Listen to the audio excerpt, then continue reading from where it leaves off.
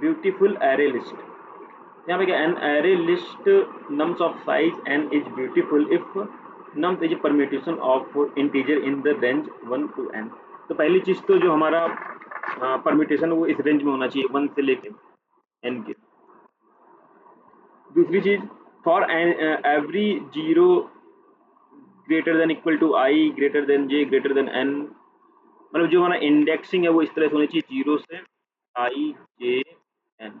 There is no index के with I K J where to, मतलब अगर कोई हम एलिमेंट लें तो उसके पहले आई और जे हम इस तरह से लें कि अगर के का वैल्यू लेस देन मतलब के का वैल्यू ग्रेटर देन आई है और लेस देन जे है, तो हमारा नम्स गेट के की वैल्यू जो है वो इक्वल नहीं होनी चाहिए nums dot get i plus nums dot get j. There is no index के विथ वन वेयर, ये मतलब यहाँ पे कोई इंडेक्स नहीं है। तो इसका मतलब क्या है कि हमें ये कंडीशन फॉलो नहीं करनी चाहिए। मान लो जैसे मेरा ये आउटपुट आया, तो आउटपुट में कोई भी मैं अगर इंडेक्स 1 इंडेक्स पे देखो तो ये 1 है, जिसके पीछे से मैं देखूंगा 2, तो इसको अगर मल्टीप्लाई करूँ 2 से, तो पिछले इंडेक्स और लास्ट इसके बाद के इंडेक्स के एडिशन के मतलब के इक्वल नहीं होना चाहिए। तो 2 + 4 6, ये इसके इक्वल नहीं है। कोई भी इंडेक्स उठा, मैं इसका इंडेक्स उठा लूँ तो 2 × 2 4, पहले क्या है 1 है और बाद में क्या है 4, तो 4 6 के इक्वल नहीं है। इधर मैं इसको उठा लूँ 5, तो 5 × 2 10, 10 2 + 4 6 इक्वल नहीं है। तो इस तरह का यहाँ पे कुछ लॉजिक लगाया गया कि हमारा जो एरे जनरेट हो रहा है, जो परम्यूटेशन बन रहे हैं वो इस कंडीशन को फॉलो कर रहे हैं जो यहाँ पे दिए गए। तो बेसिकली करना क्या है, इस प्रॉब्लम को सॉल्व करने के लिए जो अप्रोच यूज करना है, तो उसके लिए हमें पता होना चाहिए इंडेक्स कहाँ पे हमें डिफाइन किया गया है। जैसे मान लो यहाँ कोई एक इंडेक्स है, मैं इसका एक एग्जांपल लेता हूँ, 0 1 पे इंडेक्स है, तो इसके सारे केसेस अगर मैं मैच करूँ तो ये पहली बात तो 1 से एन के रेंज में होना चाहिए। कहाँ 1 क्या है, 1 से एन के रेंज में, मतलब अगर मैं एन की रेंज निकालूँ, अगर एन की वैल्यू 4 है तो 1 2 3 4 इस तरह से वैल्यू जनरेट होनी चाहिए। तो ये क्या है 1 इसमें लाई कर रहा है, ठीक है। दूसरी केस है कि हमारा जो इस कंडीशन को अगर मैं कोई बी वैल्यू के बीच में कोई इंडेक्स कर लूँ, तो वो 2 इंटू उस इंडेक्स के, इसको के मानता हूँ, तो इसकी वैल्यू मतलब के क्या है, के एक वैल्यू है इस इंडेक्स पे, आई एक वैल्यू इस इंडेक्स प्लस के, इसके इक्वल नहीं होना चाहिए। तो अगर इस केस को फॉलो करता है तो यहाँ पे क्या होगा, तो ये हमारा क्या है, ये परम्यूटेशन बिल्कुल सही डिफाइन किया गया है। तो इस तरह से काफ़ी इसके परम्यूटेशन बन सकते हैं जिस तरह से डिफाइन किया गया। तो हम लोग इसमें इसको अप्रोच को यूज करते हैं।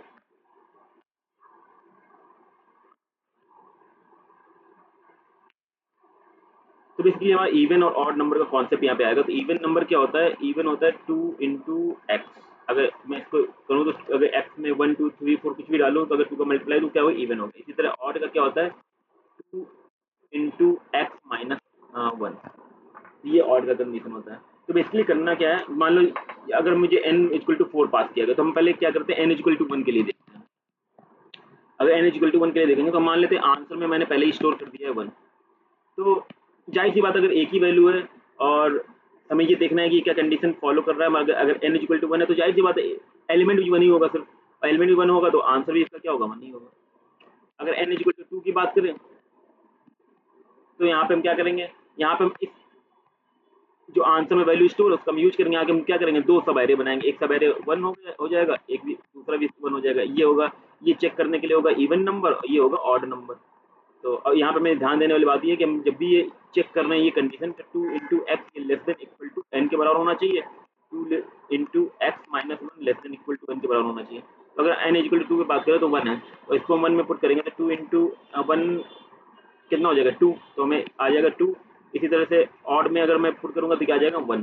तो इस तरह से हम इसके अगर हम दोनों को ऐड कर लें ऑड और इवन को, तो क्या आ जाएगा 2 कामा, ये आ गया मेरा n इक्वल टू 2 पे जनरेट होके। इसी तरह से n इक्वल टू 3 पे जनरेट करेंगे तो इसके भी दो बन जाएंगे सब अरे 2,1 2,1, एक ऑड के लिए एक इवन के लिए। तो इवन के लिए क्या करना, 2 इंटू 2 4 आ जाएगा, यहाँ पे 2 कर देंगे तो 2 आ जाएगा, 2 इंटू 2 2, यहाँ पे क्या करेंगे 2 इंटू 2 माइनस 1 3 आ जाएगा,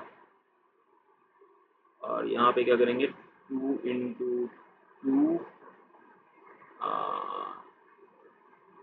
माइनस 1 तो 1 है, या 4 क्यों आ रहा, अच्छा यहाँ पे क्या कि ये कंडीशन फेल हो रहा है तो 4 नहीं आएगा, क्योंकि यहाँ पे n की वैल्यू क्या है, n की वैल्यू 3 है। तो हमारा कंडीशन क्या होना चाहिए, हमारा लेस देन इक्वल टू 3 होना चाहिए। अगर n की वैल्यू यहाँ पे 3 है तो यहाँ पे क्या आएगा, 2 3 1। इसी तरह से n इक्वल टू 4 के लिए करेंगे तो दो सब ऐरे बनेंगे, 3 2 3 1 2 3 1। तो इसके लिए चेक करेंगे, 2 इंटू 2 4 आ जाएगा। ये 3 इंटू 6 ये कंडीशन को फॉलो नहीं करेगा, और अब ये ग्रेटर देन हो जाएगा, 2 आ जाएगा। यहाँ पे 2 इंटू 2 4 माइनस 1 3 आ जाएगा। इधर 5 आएगा, ये फॉलो नहीं करेगा, तो यहाँ पे आ जाएगा 1।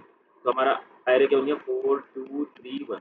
तो एन इक्वल टू 4 के लिए हमारा बन जाएगा 4 2 3 1। ये हमारा लिस्ट बन जाएगा, इसको हम पास कर देंगे। इसी तरह अगर मुझे एन इक्वल टू 5 के लिए चाहिए होता तो क्या करते हैं हम, ये जो एन इक्वल टू जो आंसर में आया है उसी को क्या करना, सब एरे बनाओ। तो चेक करना है इवन के लिए 4 इंटू टू 8, ये ग्रेटर देन हो जाएगा। 2 इंटू 2 4 ये आ जाएगा, ये ग्रेटर देन हो जाएगा, ये आ जाएगा, ये ग्रेटर देन हो जाएगा। 2 इंटू 2 ये 3 हो जाएगा, ये 5 हो जाएगा, ये हो जाएगा। तो हमारा जो एन इक्वल टू 5 के लिए बनेगा 4 कामा 2 कामा 3 कामा 5।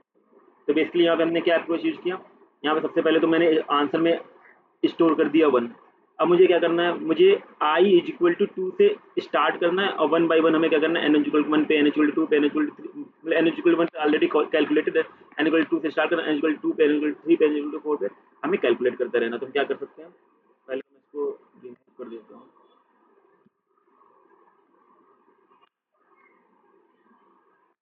पहले मैंने फॉर लूप चलाया एन आई इक्वल टू 2 से क्योंकि 1 के लिए तो ऑलरेडी डिफाइन है, तो less than equal to N.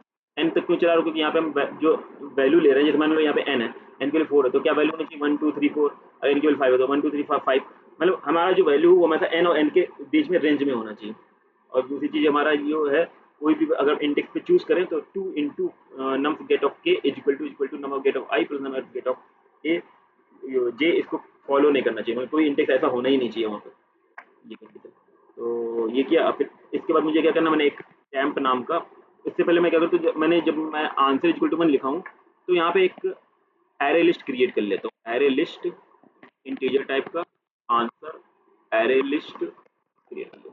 यहाँ पे मैं एक टेम्प ऐड करूंगा, क्योंकि यहाँ पे क्या मैं टेम्परेरी काम कर रहा हूँ, और जो मैं काम करूंगा वो मैं आंसर में क्या करता रहूँगा, आंसर में स्टोर करता रहूँगा। तो एरे लिस्ट इंटीजर टाइप का न्यू एरे लिस्ट। अब यहाँ पे मुझे कंडीशन चेक करना, पहले तो मुझे दो फॉर लूप चलाने हैं। पहला इवन के लिए, तो इवन के लिए मैं क्या करूँगा, यहाँ पे ईच फॉर लूप यूज करूँगा। ईच फॉर लूप के लिए क्या करना, मुझे आंसर, क्योंकि आंसर में जो वैल्यू उसी को मुझे यूज करना है, आंसर इसको नाम देता हूँ एक्स। एक नहीं, मुझे आंसर यहाँ देना होगा, यहाँ पे ये क्या है, ये इंटीजर है, तो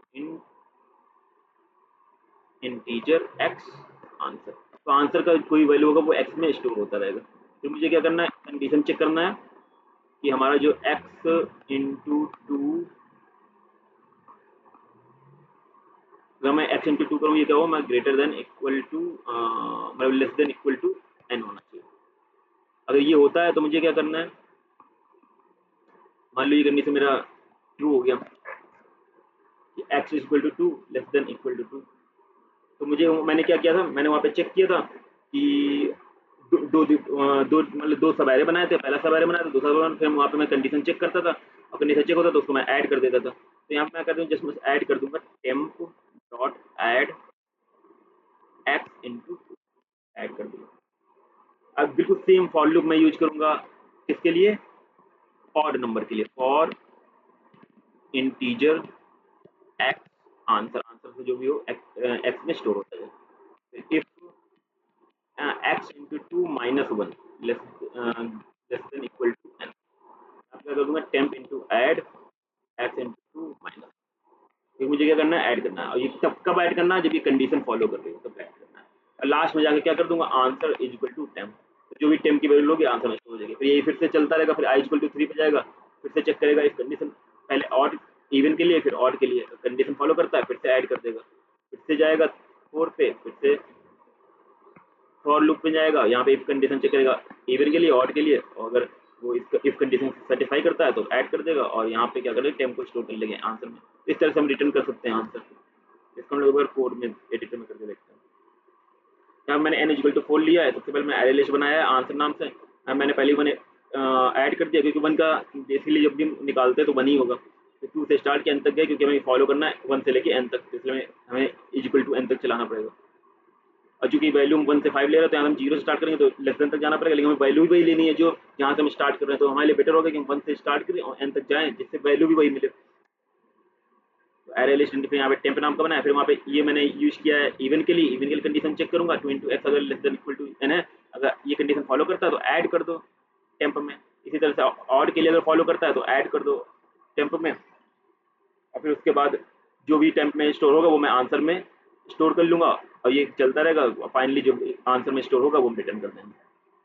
तो यहाँ पे हमारा आ रहा है 4231, लेकिन यहाँ पे भी देखा तो हमारा क्या आ रहा था 4231, और 5 के लिए 42351, 5 के लिए 42।